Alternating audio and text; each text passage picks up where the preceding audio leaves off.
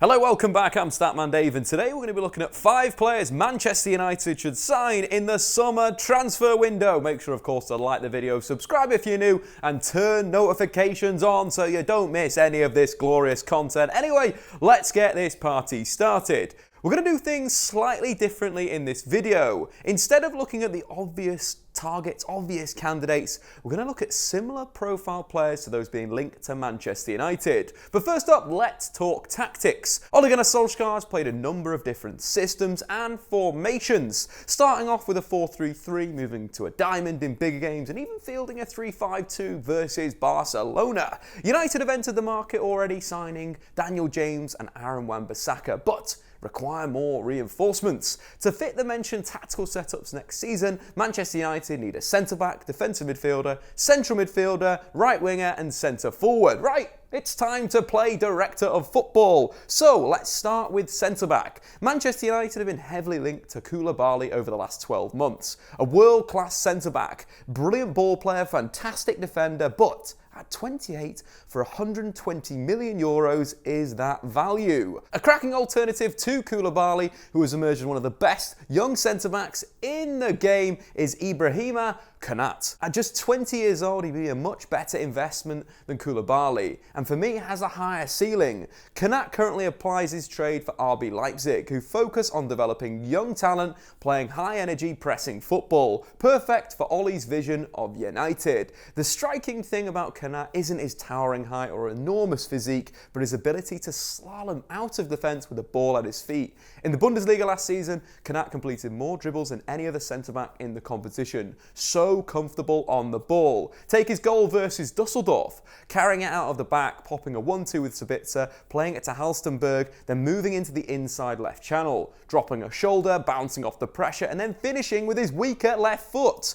Reminiscent of former Bayern centre-half Lucio, who had a knack for starting off moves, then finishing them. But anyway, let's look at his performance against Bayern Munich in Leipzig's second to last game of the season, where he was phenomenal. Not only did he bully Robert Lewandowski, but he showcased his ability to carry out of defence with the ball at his feet. It's very important for a modern-day centre-back to beat the first line of pressure, then draw in the second line, and then break it with a pass or a carry. And that's what Konate did against Bayern Munich, frequently going past Müller or Lewandowski, then looking to continue that carry into the centre of the pitch and either passing to the final third or breaking it himself and entering into that danger area. Konate completed 4 out of his 6 dribbles versus the German champions. Now let's move on to his battle with Lewandowski. Konate was stronger, faster and had quicker reactions than the Polish striker, and was first to any ball played into Lewandowski's feet or would get into that physical duel and beat him. It was almost unfair. One moment summed it up perfectly. Bayern played a ball into the channel, the foot race was on, Konate versus Lewandowski. They came shoulder to shoulder,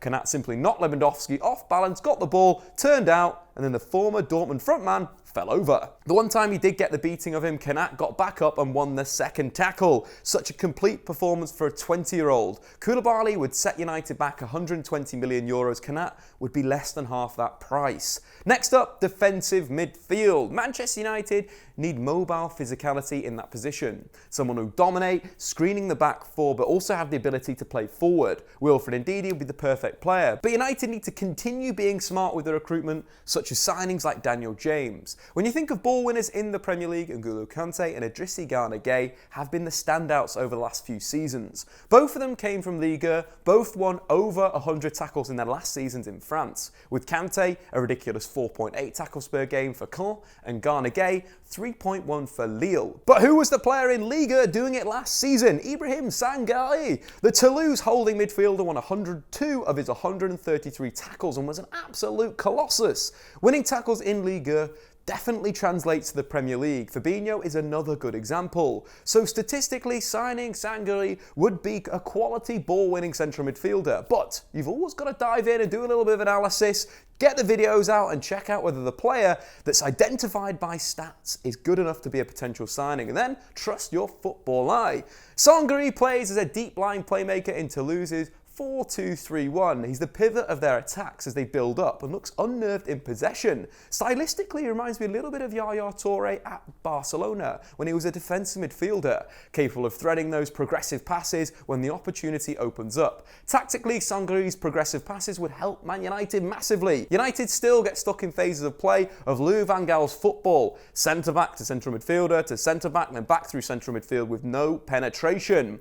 In terms of stats, in his 28 games last season in Liga, he played 470 passes into the final third that would have ranked him third at United behind Pogba and Shaw. He's also capable of carrying the ball from deep. He averages 2.5 dribbles per game, and he usually does that coming out of pressure. However, he is not the finished product and requires work on the training ground in a number of areas. Sometimes he's overeager to win the ball back and should hold his position at defensive midfield. He's also could be a little bit better with his safe passing in the build-up, but could be the perfect balance between risk and potential. The only issue is that it will reduce the playing time of Scott McTominay and James Garner, two players who could fulfill that role at defensive midfield for United, so the money could be saved and spent on the next position, central midfield.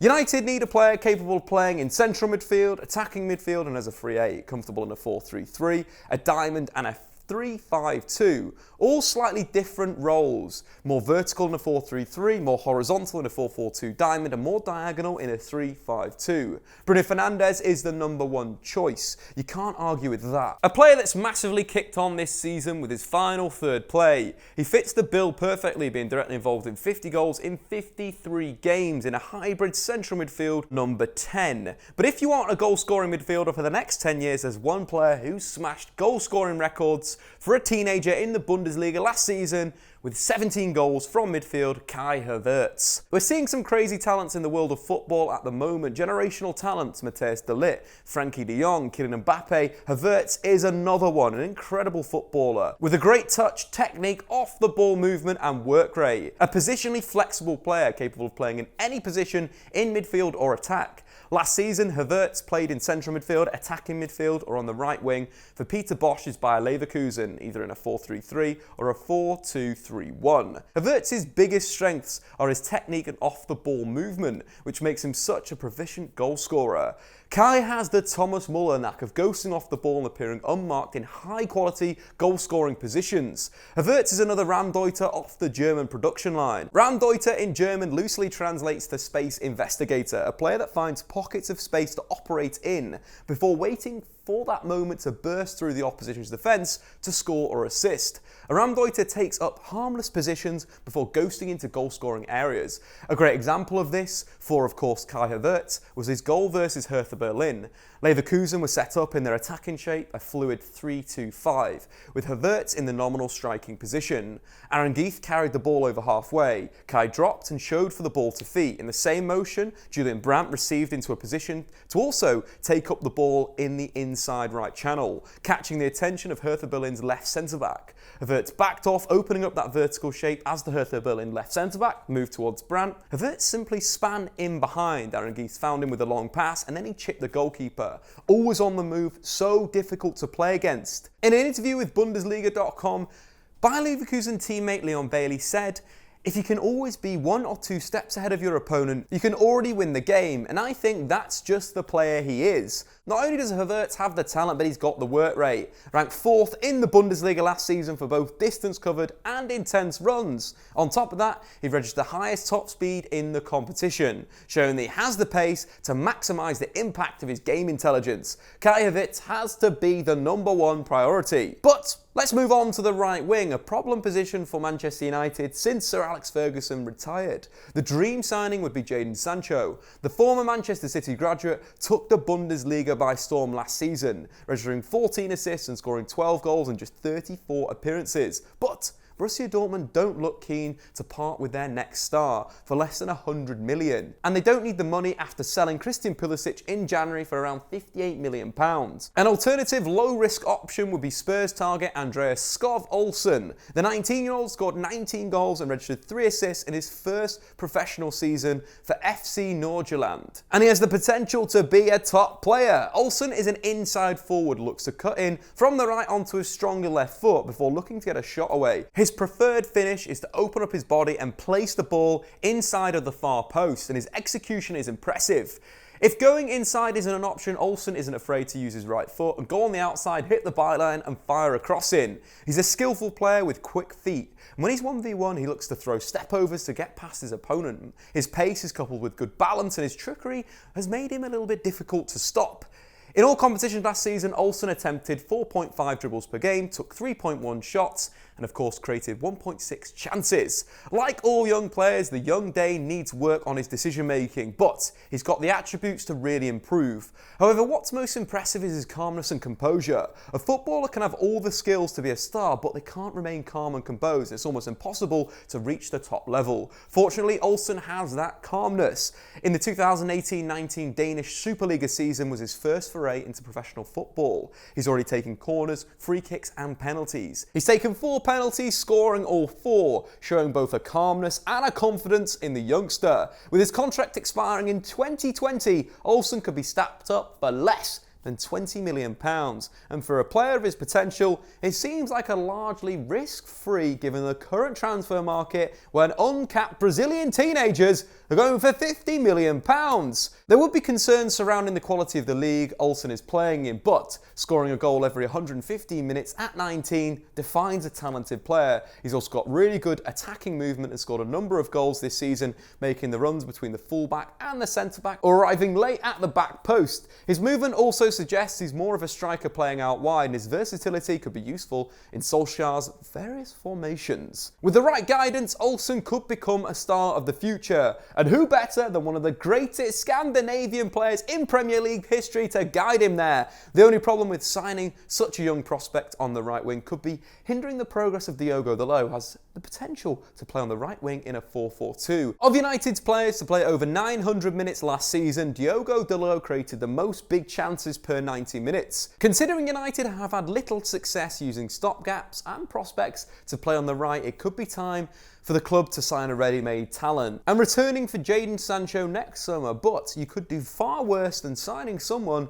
with the potential as Andreas Scoff Olson. And last but not least, if Ole Gunnar Solskjaer is going to play a 2-striker system like a 4-4-2, United will need more depth up front. And who better to sign than a soon-to-be out-of-contract 23-year-old who's averaged more than a goal every other game for the past 3 seasons? RB Leipzig's Timo Werner's contract is set to expire in 2020, and he has no intention of signing an extension.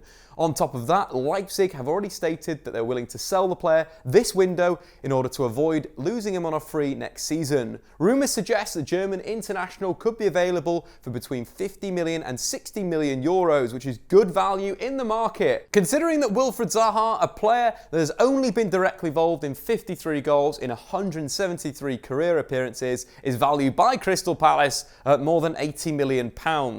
Werner would bring pressing, pace and goals to Manchester United and can form a hyper-aggressive strike partnership with Marcus Rashford.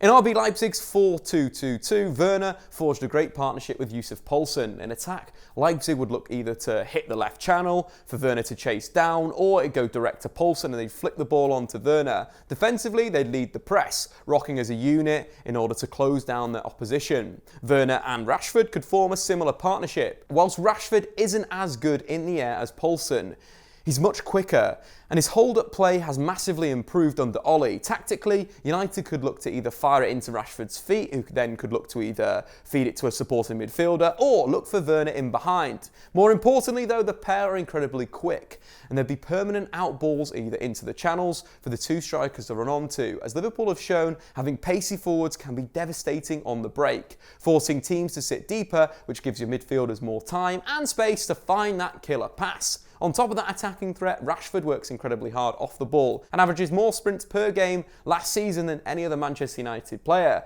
We've seen Rashford lead the press, but his aggression can have him isolated. But in Werner, you've got an equally aggressive presser that could keep up with the England international. The signing of Werner would make an instant impact and make United instantly more quicker, more aggressive and a better goal-scoring team, and could make the 4-4-2 a viable option going forward. And also, he's my brother, so get him to Manchester United. But anyway guys, what do you think? Do you think the United should make these expensive signings, or should they return to signing young talented players and then turning them into stars? Let me know what you think and where United should be looking in the market. I've been Statman Dave. Of course, like the video, subscribe if you're new. See you guys later.